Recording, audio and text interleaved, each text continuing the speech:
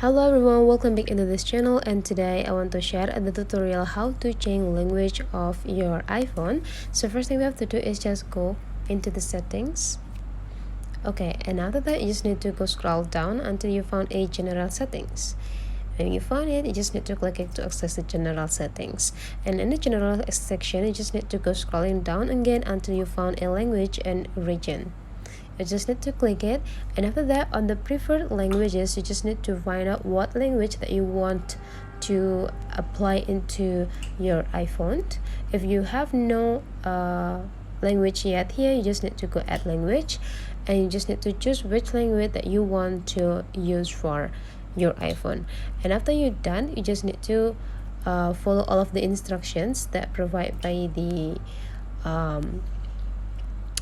iPhone. For example, you want to change English Australia, you just need to click it, and after that go click use English Australia, and then after that this language will be in a process for applying into your device. That's all the way how to change language in iPhone. If you find that this tutorial is useful for you, don't forget to leave some comment, like, and subscribe into this channel.